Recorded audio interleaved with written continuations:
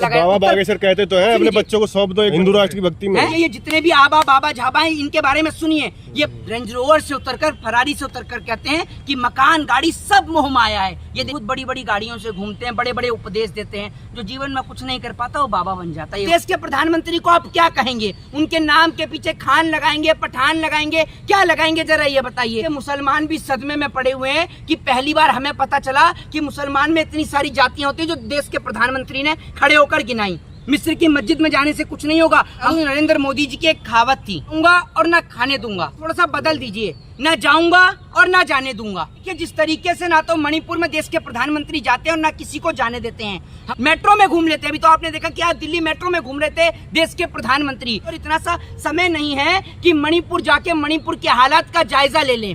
प्रधानमंत्री मिस्र की मस्जिद में जाते हैं, लेकिन राम मंदिर में तभी जाएंगे जब देश का मुखिया चुनावी रैली में बिजी हो, जब देश का मुखिया जातियां बताने में लग रहा हो, जब देश का मुखिया दिल्ली की मेट्रो में सफर करने में बिजी हो, जब देश का मुखिया वहां अमेरिका के दौरे कर रहा हो, तो किसी को तो देश के अंदर जाकर देखना पड़ेगा कि क्या हो रहा है, क्या नहीं हो रहा है। देश का मुखिया तो जब एयरपोर्ट पे उतरता है तो पूछता है कि देश में क्या चल रहा है। मतलब विदेश जाने के बाद मुखिया ये भी भूल जाता है कि मेरे देश में क्या हो रहा है और क्या नहीं हो रहा।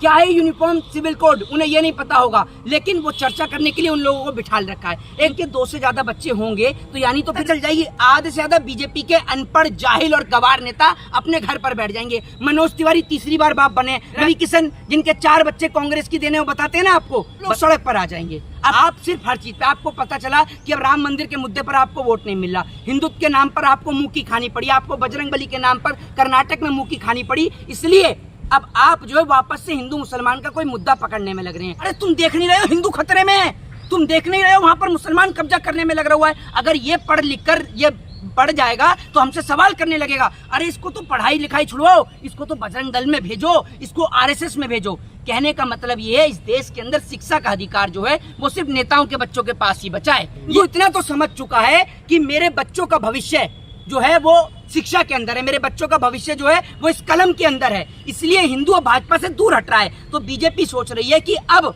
मुसलमानों को लुभाया जाए। इसलिए देश के प्रधानमंत्री कभी मिस्र की मस्जिद के दौरे पर जाते हैं, कभी मुसलमानों के बारे में बात करते हैं कि मुसलमानों को खतरा है, मुसलमानों को शोषित किया है पिछली सरकार ने। तभी तो बात। राहुल गांधी की जो यात्रा थी वो भी स्थगित हो गई है, क्या कहोगे? देखिए मैं आपको एक बात बता दूं, नरेंद्र मोदी जी की एक कहावत थी कि ना खाऊंगा और ना खाने दूंगा। अब इस कहावत को थोड़ा सा बदल दीजिए, ना जाऊंगा और ना जाने दूंगा। देखिए जिस तरीके से ना तो मणिपुर में देश के प्रधानमंत्री जाते हैं और ना किसी को जाने देते हैं। हमारे देश के प्रधानमंत्री अमेरिका घूम आते हैं, मिस्र घूम आते हैं। हमारे देश के प्रधानमंत्री मध्य प्रदेश में रैली निकाल देते हैं, वंदे भारत ट्रेन को हरी झंडी दिखा देते हैं, मेट्रो में घूम लेते हैं। अभी तो आपने देखा कि आज दिल्ली मेट्रो में घूम रहे थे देश के प्रधानमंत्री। लेकिन देश के प्रधानमंत्री के पास इतना सा वक्त और इतना सा समय नहीं है कि मणिपुर जाके मणिपुर के हालात का जायजा ले लें। देश के प्रधानमंत्री जी भारत में रहकर यहाँ पसमांडा मुसलमानों की जाति बताने में लगे हुए हैं। देश के प्रधानमंत्री जी को ये पता है कि कुरान के अंदर इल्म शब्द कितनी बार आता है। ये मैं नहीं कहता, देश के प्रधानमंत्री जी खुद बोलते हैं और आप देखिएगा अभी वीडियो में। देश के प्रधानमंत्री जी कहते हैं कि कुरान के अंदर 800 बार इल्म शब्द का जिक्र है। अब देश के प्रधानमंत्री को आप क्या कहेंगे? उनके नाम के पीछे खान लगाएंगे, पठान लगाएंगे, क्या लगाएंगे जरा ये बताइए। और इसके बाद देश के मुसलमान भी सदमे में पड़े हुए हैं कि पहली बार हमें पता चला कि मुसलमान में इतनी सारी जातियां होती हैं जो देश के प्रधानमंत्री ने खड़े होकर गिनाई। एक और हिंदू राष्ट्र की चर्चा करेंगे, देश की जनता को लड़ाने भिड़ाने का काम करेंगे, और दूसरी ओर वहीं पे खड़े होकर ये कभी मुसलमानों की जाति गिनाते हैं, कभी बताते हैं कि देश में कौन कौन से मुसलमान। इन्हें ये तक भी पता है, इन्हें ये नहीं पता होगा कि रामायण में राम शब्द का जिक्र कितनी बार है। इन्हें यह नहीं पता होगा कि गीता के अंदर भगवान श्री कृष्ण का जिक्र कितनी बार है। लेकिन इन्हें यह पता है कि कुरान के अंदर इल्म शब्द का जिक्र कितनी बार है। अब वो लोग बताएं कि देश के प्रधानमंत्री को क्या कहेंगे, क्या कहेंगे उनके नाम के आगे लगाकर, जरा ये तो बताइए। प्रधानमंत्री मिस्र की मस्जिद में जाते हैं, लेकिन राम मंदिर में तभी जाएंगे जब वहां से। राहुल गांधी मणिपुर क्यों जाते हैं? वहाँ पे जब वो हिंसा हुई है तो क्यों गए वो? एक बात आप मुझे बताइए, क्यों नहीं जाएंगे? पहली बात आप ये बताइए, राहुल गांधी हैं एक विपक्ष के नेता, और तमाम लोग, चाहे वो अखिलेश यादव हो, अरविंद केजरीवाल हो, चाहे फिर वो आपका मायावती हो, तमाम लोगों को जाने का हक और अधिकार है, जा सकते हैं। विपक्ष के नेता नहीं जाएंगे। जब सत्ताधारी पक्ष के नेता नहीं जाएंगे, देश के प्रधानमंत्री नहीं जाएंगे, जब देश का मुखिया चुनावी रैली में बिजी हो, जब देश का मुखिया जातियां बताने में लग रहा हो, जब देश का मुखिया दिल्ली की मेट्रो में सफर करने में बिजी हो, जब देश का मुखिया वहां अमेरिका के दौरे कर रहा हो, तो किसी को तो देश के अंदर जाकर देखना पड़ेगा कि क्या हो रहा है क्या नहीं हो रहा है। देश के मुखिया को तो कोई अपनी जिम्मेदारी समझ में आती ही नहीं है। देश का मुखिया तो जब एयरपोर्ट पे उतरता है तो पूछता है कि देश में क्या चल रहा है। मतलब विदेश जाने के बाद मुखिया ये भी भूल जाता है कि मेरे देश में क्या हो रहा है और क्या नहीं हो रहा, इसके बारे में सोचता भी नहीं है। वो तो हैट्रिक लगेगी ना, 24 में बता दिया उन्होंने, हैट्रिक लगाएंगे। वो तो पता चलेगी कि कैसी और किस प्रकार की हैट्रिक लगेगी। अगर ईवीएम ना हो तो भाजपा के नेताओं की जमानत जब्त हो जाए। भारतीय जनता पार्टी, अभी आप देख रहे होंगे इस वक्त पर देश की जितनी भी भाड़े की मीडिया है वो सब काम पे लग गई है यूसीसी को लेकर, ठीक है ना, यूनिफॉर्म सिविल कोड को लेकर। आप देख रहे हैं जितनी भी भाड़े की मीडिया है लग गई है, 4 पैने टांग लिए हैं, हिंदू मुस्लिम स्कॉलर बिठा लिए हैं बढ़िया तरह से।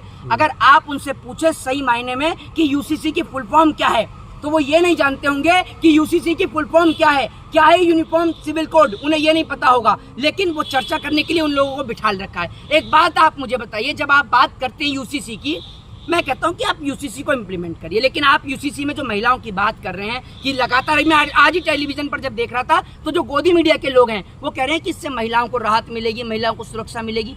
महिलाओं को किसने सुरक्षा, आप ये सोचिए महिलाओं को खतरे में डाला किसने? मुस्लिम 4 शादी नहीं कर पाएंगे, दिक्कत ये है ना। एक बात आप मुझे बताइए, मुस्लिम 4 शादी नहीं कर पाएंगे, और उसमें मैं एक चीज और ये भी देख रहा था कि जिनों के 2 से ज्यादा बच्चे हैं उनका वोटिंग राइट खत्म कर दिया जाएगा। तो जिनके 2 से ज्यादा बच्चे होंगे तो यानी तो फिर ये भी कर दो कि अफवाह है तो भी मैं बताता हूँ, ये लिया आइए ना आप, ये बिल लेके आ जाइए, हमें तो लिए तो अच्छी बात है, ये बिल लेकर आइए ना। आज की डेट में जितने भी एजुकेटेड लोग हैं किसी के भी पास में 2 से ज्यादा बच्चे हैं ही नहीं, क्योंकि ये तो जनता को गुमराह करने वाली बात है। एक देश में 2 कानून कैसे चलेंगे? सुन लीजिए, सबके लिए लेके आ जाइए ना बिल, सबके लिए लेके आ जाइए, सबके लिए लेके आ जाइए। और बिल में ये लेके आ जाइए जिसके 2 से ज्यादा बच्चे हो वो चुनाव भी नहीं लड़ सकता। पता चल जाएगी, आधे से ज्यादा बीजेपी के अनपढ़, जाहिल और गवार नेता अपने घर पर बैठ जाएंगे। मनोज तिवारी तीसरी बार बाप बने। मैं तो कह रहा हूँ लोकसभा चुनाव से पहले ये बिल लेकर आ जाओ कि जिनके 2 से ज्यादा बच्चे हो वो चुनाव नहीं लड़ पाएंगे। देखिए कितने लोग सड़क पर आएंगे। मनोज तिवारी पहले नंबर पर, रवि किशन जिनके 4 बच्चे कांग्रेस की देने, वो बताते हैं ना आपको, बताया तो उनका स्टेटमेंट है, मैं नहीं बोल रहा हूँ, ये खुद बोलते हैं वो लोग सड़क पर आ जाएंगे। आप खुद देखिएगा इस बात को। दूसरी बात ये कि जैसे हम यूसीसी पर सुनते थे, पॉपुलेशन पर सुनते थे, आज तक बीजेपी यानी भारतीय जनता पार्टी की गवर्नमेंट किसी भी चीज पर इंप्लीमेंट नहीं करके आ पाई है। दूसरी बात यह कि यूसीसी अच्छा है या बुरा है, आप पहले कानून को लेकर तो आइए, कानून के बारे में समझाइए तो लोगों को। आप सिर्फ हर चीज पे, आपको पता चला कि अब राम मंदिर के मुद्दे पर आपको वोट नहीं मिल रहा, हिंदुत्व के नाम पर आपको मुंह की खानी पड़ी, आपको बजरंगबली के नाम पर कर्नाटक में मुंह की खानी पड़ी, इसलिए अब आप जो है वापस से हिंदू मुसलमान का कोई मुद्दा पकड़ने में लग रहे हैं। आप देखिए लगातार देश के प्रधानमंत्री जी मुसलमानों को लुभाने के लिए कभी मुसलमानों की जाति बताते हैं, कभी कहते हैं कि मुसलमानों का शोषण किया जा रहा है। कौन कर रहा है इस देश में मुसलमानों का शोषण?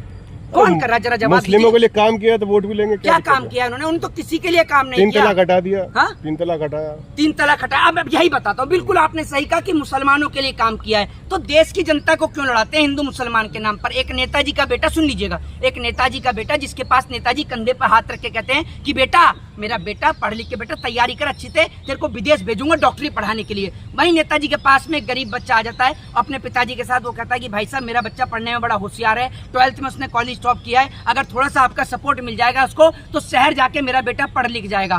तुमने उसको 12th पढ़ा दिया है, इसको तुमने पास करा दिया, अच्छे नंबर से स्कूल टॉप करा दिया। अरे तुम देख नहीं रहे हो हिंदू खतरे में है, तुम देख नहीं रहे हो वहां पर मुसलमान कब्जा करने में लग रहा हुआ है। अगर ये पढ़ लिख कर ये बढ़ जाएगा तो हमसे सवाल करने लगेगा, अरे इसको तो पढ़ाई लिखाई छुड़वाओ, इसको तो बजरंग दल में भेजो, इसको आरएसएस में भेजो। कहने का मतलब ये है इस देश के अंदर शिक्षा का अधिकार जो है वो सिर्फ नेताओं के बच्चों के पास ही बचा है, ये आप समझ लीजिए। बाकी जितने भी बच्चे हैं हिंदुओं के, उनको लड़ाने झगड़ाने में लगा। बाबा बागेश्वर कहते तो है अपने बच्चों को सौंप दो, एक बच्चे को सौंप दो। कहाँ सौंप दो? हिंदू राष्ट्र की भक्ति में, हिंदू राष्ट्र के लिए। क्यों सौंप दें? एक बात आप मुझे बताइए, ये जितने भी आबा बाबा झाबा हैं इनके बारे में सुनिए। ये बाबा जी कहते हैं सब कुछ मोह माया है।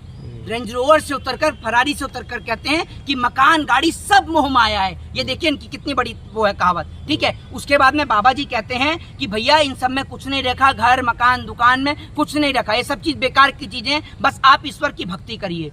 ये खुद बड़ी बड़ी गाड़ियों से घूमते हैं, बड़े बड़े उपदेश देते हैं, जो जीवन में कुछ नहीं कर पाता वो बाबा बन जाता है, ये बात याद रखिएगा।